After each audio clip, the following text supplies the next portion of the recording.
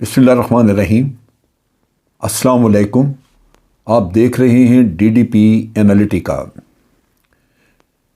बाली में इंडोनेशिया बाली G20 meeting वहाँ पे हुई। इंडिया के नरेंद्र मोदी ने अटेंड की, चाइना के शी जिनपिंग और अमेरिका के सदर बाइडन वहाँ पे थे। और ख़ास तौर पे जिस चीज़ पे फोकस और बहुत ज़्यादा मीडिया में कवरेज मिला वो था सदर बाइडन और शी जिनपिंग की मुलाकात। इसका काफ़ी पहले से जिक्र था और दोनों लीडर्स जो हैं वो वक्तन फ़वक्तन टेलीफोन पे बातचीत करते रहते थे। सदर बाइडन ने भी जब बातचीत की शी जिनपिंग से तो उनको कहा कि मैं आपको बहुत सालों से जानता हूँ, लेकिन ये जो बिलमुशाफा मुलाकात होती है इसकी बात ही कुछ और है, क्योंकि इसमें इंसान एक दूसरे को अपना पॉइंट ऑफ व्यू बेहतर तरीके से बता सकता है।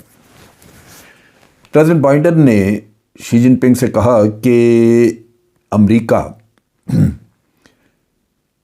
चाइना के साथ अपना मुकाबला बड़ी शिद्दत से जारी रखेगा, और मुकाबला यानी दूसरे लफ्ज़ों में इकॉनमी वगैरह, टेक्नोलॉजी डेवलपमेंट,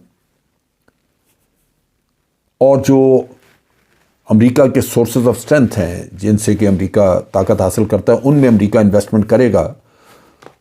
और ये सिर्फ अपने लिए नहीं बल्कि अपने पार्टनर्स, एलाइज वगैरह इन सबको मिला के वो साथ काम करेगा।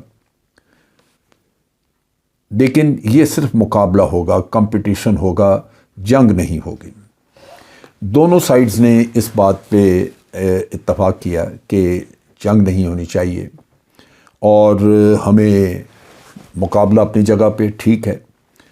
चाइना की आउटलुक थोड़ी मुख्तलिफ है। चाइना के शी जिनपिंग ने कहा कि अमेरिका की तरक्की या चाइना की तरक्की ये एक दूसरे के ख़िलाफ़ नहीं होनी चाहिए, इसको मुकाबला नहीं कहना चाहिए, बल्कि ये दोनों के लिए मौक़े पैदा करने चाहिए। अगर हम तरक्की कर रहे हैं किसी चीज़ में तो उससे अमेरिका फ़ायदा उठा सकता है, और अगर अमेरिका किसी चीज़ में तरक्की कर रहा है तो उससे चाइना फ़ायदा उठा सकता है। एक win win situation. Xi Jinping ने कहा कि ये हकीकतन हमें काम करना है, मिल के एक तरह का काम करना है, और वो ये है कि दुनिया के अवाम हमसे क्या तवक्को करते हैं। इस पे फिर रशिया के बारे में भी बात हुई, यूक्रेन के बारे में बात हुई, और जो बाइडन ने कहा कि आप देखें कि पुतिन जो है वो किस तरह उसने नंगे तरीके से एक तरह की धमकी, एटम बॉम्ब इस्तेमाल करने की धमकी दी है यूक्रेन के ख़िलाफ़। तो दोनों रहनुमा इस पे मुत्तफ़िक हुए कि एटमी जंग तो किसी सूरत भी नहीं होनी चाहिए और ये धमकी भी नहीं देनी चाहिए, और जंग वैसे ही इस दौर में मुनासिब नहीं है। इसमें इंसानियत की फलाह और तरक्की की बात करनी चाहिए। चाइना ने शी जिनपिंग ने अपना नुक्ता उठाया ताइवान का, और बड़ा वाज़ेह किया अमेरिका के ऊपर कि ताइवान जो है वो अमेरिका वो चाइना का हिस्सा है, और वन चाइना पॉलिसी का मतलब ही यही है कि ताइवान को जितना जल्दी हो सके चाइना मेनलैंड का हिस्सा बनाया जाए।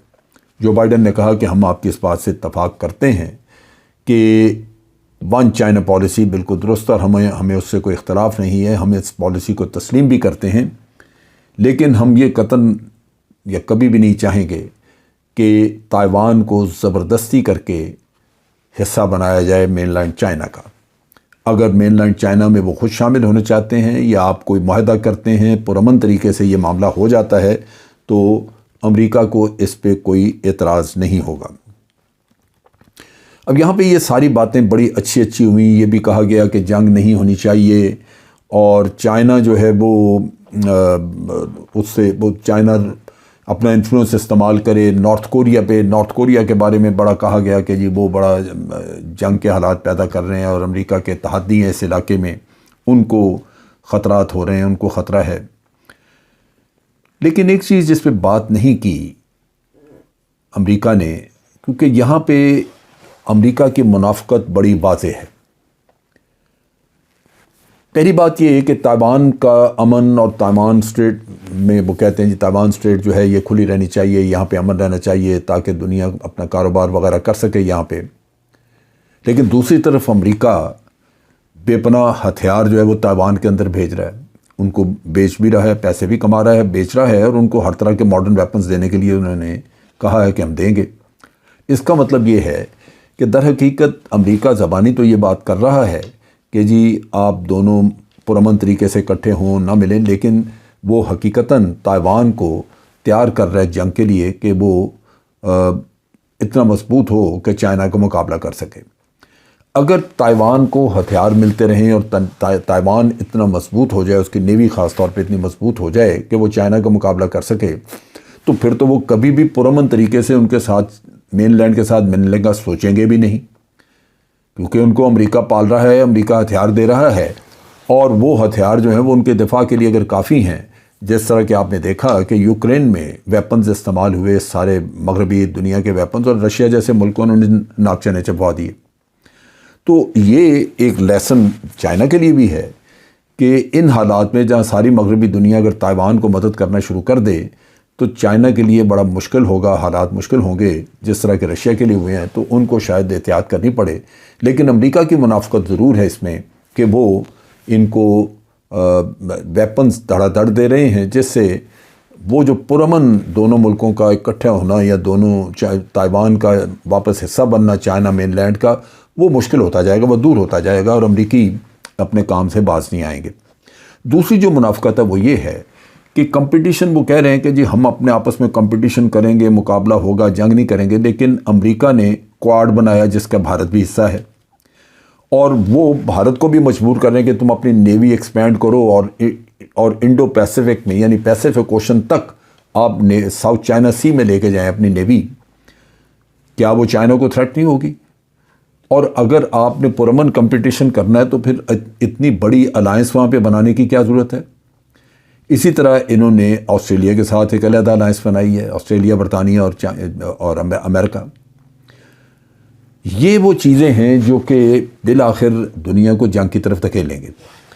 کہنے کو امریکہ بہت ساری ایسی باتیں کرتا ہے جو کہ زبانی کلامی تو بہت اچھی چیزیں ہیں، لیکن حقیقتاً دنیا میں ہر جگہ جنگ کو ہوا دینے والا ملک امریکہ ہے۔ یوکرین میں اگر امریکی چاہتے تھے کہ پرامن طریقے سے معاملات حل ہوں تو بڑی اچھی بات تھی، وہاں پہ ان کو یوکرینین کو واضح کہہ دیتے کہ آپ کو ہم نیٹو کا حصہ نہیں بنائیں گے، آپ رشیا کے ساتھ پرامن طریقے سے رہنے کا سیکھیں۔ اور در حقیقت رشیا اور امریکہ یا مغربی دنیا کے درمیان خود یوکرین ایک برج کے طور پہ کام کر سکتا تھا، لیکن امریکیوں نے زبردستی اس کو شہ دے کے جنگ میں دھکیل دیا۔ یہاں پہ یہی کام وہ تائیوان کے معاملے میں کر رہے ہیں، یہی کام وہ کر رہے ہیں ساؤتھ چائنا سی میں، جہاں پہ کہ چائنا کی کنٹینمنٹ کا قصہ انہوں نے کھولا ہوا ہے۔ اور جب یہ صورتحال ہوگی تو بات چیت تو یہی رہے گی کہ ہمیں جنگ نہیں کرنی چاہیے، لیکن کوئی بھی سائیڈ بالکل مکمل طور پہ یہ یقین نہیں کر سکے گی کہ جنگ نہیں ہوگی۔ نتیجہ یہ کہ بہت بڑی رقمیں ہتھیاروں کی ڈیولپمنٹ پہ اور جنگی تیاری پہ خرچ ہوتی رہیں گی۔